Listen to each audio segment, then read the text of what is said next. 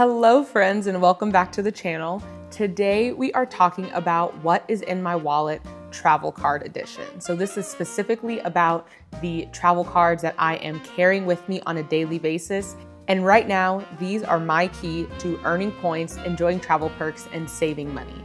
So these are essentially the cards that, out of all my travel credit cards, these are the ones that I'm carrying with me and actually taking out of the house, because I do not take all of the cards I've collected over the years out of the house with me every day. They do not all live in my wallet, but these are the ones that I am either spending on or I just really don't want to be caught without these cards. If you are new to the channel, hello, my name is Rachel. I am here to be your traveling points and miles bestie. So if you've dreamed of taking more trips, traveling more, but not having to spend more money to do it, you are definitely in the right place and you should stick around. I am here to show you how to use points and miles to achieve all of your travel goals and dreams, and today to show you how you can use certain credit cards in order to do that. So let's dive into what is currently in my wallet and how these cards are going to help unlock some incredible perks. Okay, first is some housekeeping about credit cards and travel credit cards in particular. So the first and foremost for really any type of financial based hobby is that responsible credit card usage is the key. If you do not have responsible credit card usage, then this is not the hobby for you. You will end up spending more money than you are saving. So you need to have a plan on how you want to manage each of these cards. I use a program called YNAB, You Need a Budget, where all of my cards are linked to it. And so although I'm checking them frequently, any new transactions also automatically come. And the way the app works is essentially is kind of like the envelope method, but digitally. So as I spend on these different cards, it'll digitally take the money out of my budget and then apply it to the card I spent. So when I go to pay off these cards, I can see how much money I spent, how much money was transferred over to it, and just kind of keep track of everything that way. So I know I'm not spending more than I am able to pay towards the card. So there's plenty of softwares out there that'll help you do this. You can also do pen and paper or just keep checking it, but you need to stay on top of your credit cards and your statement close dates and due dates and things like that, especially as you collect more cards. Having a lot of cards itself does not hurt your credit score, but misusing them will. And carrying balances and going into debt will hurt your credit score, which will inhibit you from getting more travel cards. So that is number one about this hobby and other cashback points and miles type hobbies, is you have to be responsible and organized with your credit card usage. Number two kind of piggybacks off of that. Having a high credit score is essential to getting some of the mid-tier, higher tier travel cards that are going to actually earn you points. So having a low to moderate credit score, you can still get different credit cards, but you really won't be getting the ones that have these high sign-up bonuses that offer these different types of perks for hotels and airlines. So you want to make sure that if your credit score isn't up, you work on building that up, or if you have a high credit score, maintaining that high credit score. And I know there's a lot of misinformation, especially around credit cards. Make sure you do your research on what will actually raise and lower your credit score versus just accepting what you've always heard. Like if you apply for too many credit cards, it will lower your credit score. And while a credit card application does bump your score down a couple of points, it typically comes back after a couple of months. And it's really not going down 10, 15, 20 points to bump you into the next lower bracket of credit score. So make sure you are well informed and sort of sorting through the misinformation versus what is factual. The next thing is regarding the credit card annual fees. A lot of travel cards, especially the higher end ones, have some can have some pretty hefty annual fees. You can have $300, $400, $500, $600, $700 annual fees. And so you have to look at these and look at the annual fee and sort of do an assessment. If you want another video on how I assess annual fees for myself, please let me know. But in the short sense, you can take the annual fee and then look at the sign-up bonus that you would be getting from it. If that sign-up bonus alone is worth more than what that annual fee is, then that is sort of your first year's buffer of should you get the card. From there, from years 2 onward, you can, of course, message them and ask for different retention bonuses, but you can also look at the different perks the card offers and whether that offsets the annual fee for you, whether it be credits for different airlines or hotel credits. Some cards offer DoorDash credits or Dunkin' Donuts. So things like that can also help offset the annual fee. But if you're someone that is going to be spending money on travel regardless, it is a lot easier to justify some of these annual fees than if you were someone that is not necessarily having any immediate plans for travel, but you're just getting started, you might want to start with some cards with some lower annual fees. And the last part when looking at these cards is these are the cards that are in my wallet right now. And just because I have these cards does not necessarily mean that I am recommending them out to everyone, especially the first one I'm about to mention, because credit cards are not one size fits all. You need to tailor what you're getting to your goals. There are a lot of credit card and points and miles influencers out there, and they will tell you what is right for your wallet and what is wrong for your wallet. And unless they're your wallet, they don't necessarily know. There's a lot of things that I do that other people would never consider. There's a lot of things that they do that I have no intentions of doing. So make sure that when you are listening to different people online and influencers and YouTube and TikTok on which credit cards to get, you're really thinking about what are my goals? How do I want to travel? Where do I want to travel? How much time do I have to commit to travel? And then deciding from there which cards are good for you. And with that, the first card that I want to talk about is the Frontier Mastercard. If you have been on or around my TikTok or me, you will know that I love Frontier.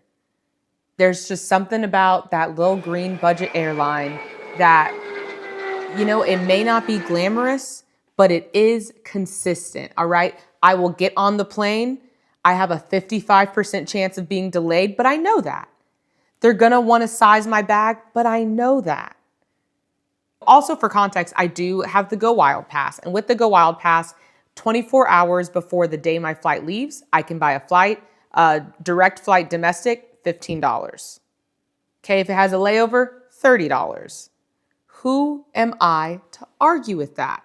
So I got the Frontier credit card because I'm a platinum Frontier member and the status I had was expiring at the end of the year. I like to bring a carry-on when I travel. I really like to bring a carry-on on Frontier because a backpack is typically not long enough for more than 3 or 4 days for the amount of stuff you can put in it. So with the card, you can get Frontier Gold, which will give you a free carry-on when you travel. I can also pick my seat. Those are the two things I believe I can get with Gold. With Platinum, right now, it's living the dream. I have no pet fees. If I want to bring my dog, I can bring my dog. I'm not going to. I'm so beyond the point here. Yeah, first card I have in my wallet is my Frontier card. The reason I have that card on me right now is because I am currently trying to meet a sign-up bonus. So if I spend $3,000 in the first 3 months, I get an additional 50,000 points. For Frontier, they say a lot of their flights start at 10,000 points, but they also have saver flights, like between Dallas and New York, for example, that are as low as 2,500 points. So for me, 50,000 points is a lot of flights to New York. And you want to know where you can go to from New York? Literally anywhere else. So because I am a Go Wild Pass holder and I want status, I am carrying my Frontier card with me so I can make that minimum spend. So right now, every single purchase I make, unless there's some extenuating circumstance, is going through the Frontier card because I am prioritizing the sign-up bonus. Once I hit the $3,000, I probably won't be spending on this card anymore because as far as points per dollar go, I would value earning them for different banks, like more Chase or Amex points versus just earning more Frontier points. But $3,000 to earn 50,000 points is a good use of my time and efforts right now. So that is the first card. The second card I have in my wallet, and my husband's an authorized user and he has one in his wallet, is the Amex Gold card. My Gold card might be a favorite of mine. I really enjoy the elevated earning potentials at gas stations and at grocery, which is where we do spend a lot of our monthly budget is gas and groceries. So being able to earn more than 1 point per dollar there is really nice. If we're going to the grocery store every week, spending $100, the Gold card would earn 4 points per dollar, which would earn us an additional 1,600 points every month.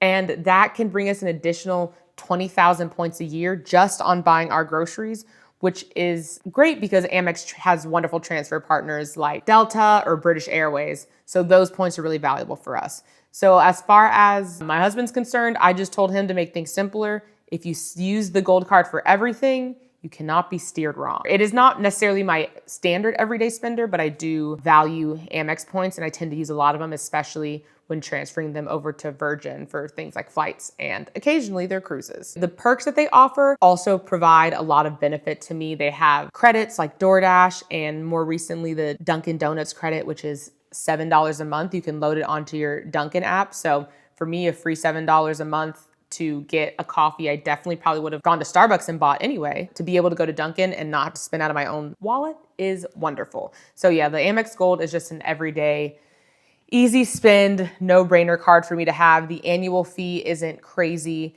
and it's something that I feel like I recoup again and again. The third card I want to talk about is my Chase Freedom Unlimited.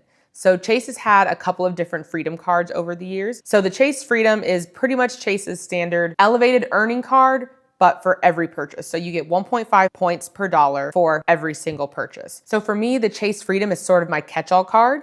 I will use it for things that I won't necessarily get an elevated spending category on other cards. For example, things that aren't grocery and aren't gas that I wouldn't use my Amex Gold for, I would put them on my Chase Freedom. There are other options, and a lot of the things I'm doing are a little bit out of habit. There's definitely some business cards and things like that I could use with Chase to earn more, but for me, using my Chase Freedom is so second nature, and I've just been able to rack up a lot of points that way. The other great thing about the Chase and the Amex cards is they all sort of pair into the same ecosystem. So although the Chase Freedom is my go-to card, I do end up transferring the points to my Chase Sapphire cards as far as redemptions go. But those Sapphire cards aren't really my everyday spender, but the Chase Freedom is the one that lives in my wallet the most. The last cards I want to talk about, I sort of combined into this section of their own because I have them for the same reasons. So one is the Capital One Venture X and the other is the Amex Platinum. So for the Capital One Venture X, I'm an authorized user on that card.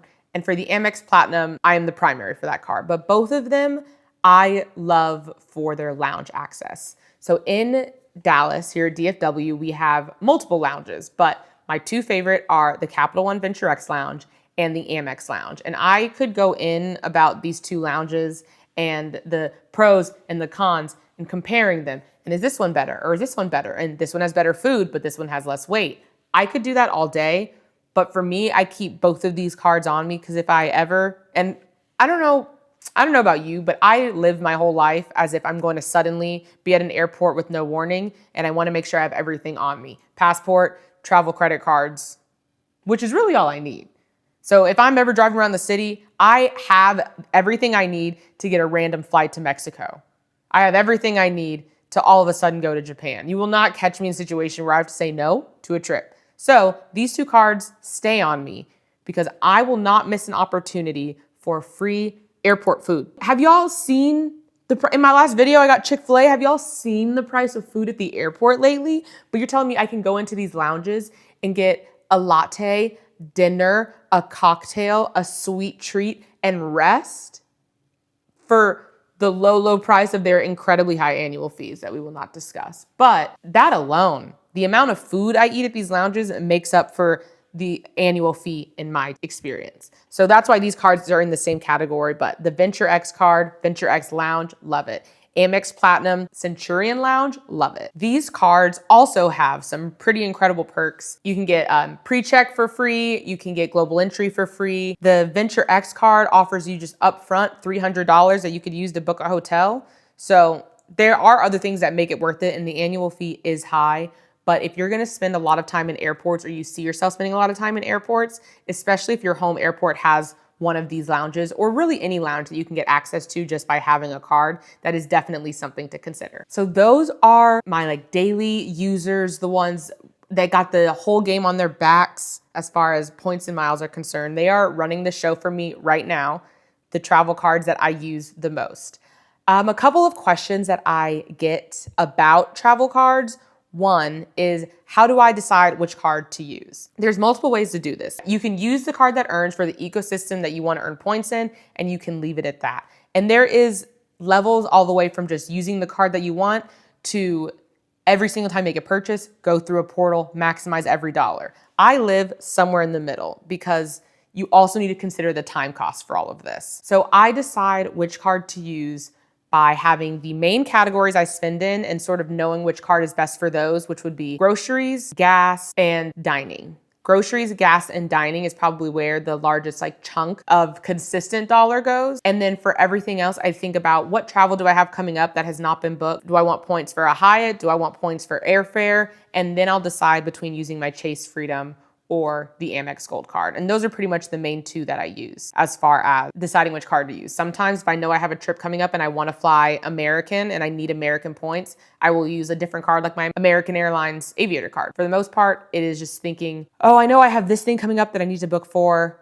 Maybe it's coming up in a year and I'm like, well, if I continue spending on this card, then I will have the points I need. So that's sort of how I decide which card to use. The second question I get is, do you recommend to keep getting premium cards even with the annual fee? And this is very much your miles may vary. For me, I am someone who will always be spending money on travel. So if I can get, let's say the Amex Platinum has an annual fee of $700, but to sign up for it up front, you can get 125,000 points. For me, I know at least for that first year, that sign up bonus is worth well more than $700 to me. So although I'm spending $700, I'm saving the money in the back end when I book the ticket. And that's how I have to think of it because that is the truth in my situation. For the second year, I think about the credits I get. I get $200 airline credit. The $200 airline credit alone knocks that $700 to $500. If you travel a lot, make use of the lounges and the perks and things like that, you can easily recoup your annual fee. If you don't travel that often, then you may want to just stick with cards that have a lower annual fee that you know you can recoup because you might not be using those perks of the higher cards. All right, so that is it for what is in my wallet for winter of 2024. I would love to make another version of this video, maybe in 4 or 6 months just to see what's changed. Each of these cards for me currently plays a very specific role. And you know what? They are holding on to their jobs with a vigor. Each of these cards right now plays a very specific role in my wallet. And as you start crafting and generating your travel plan, definitely think about which cards you would need to fill in certain roles and to be able to take the trips that you dream of in the ways that you want to do it. Because not everyone wants to take the same type of travel. So this hobby really needs to be tailored to you. If you have any questions, please leave them below in the comments. You can also DM me on Instagram or send me an email. I love hearing from you and answering any questions or comments that you may have and just sort of helping you get started on this journey.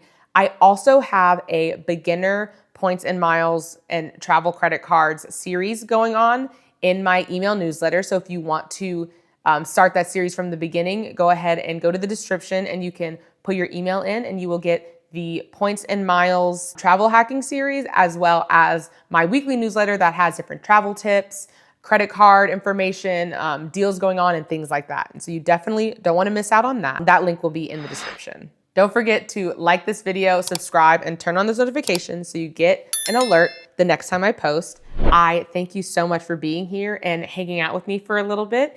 And I hope that this is the beautiful start of your Points and Miles travel journey. See you next time. Bye.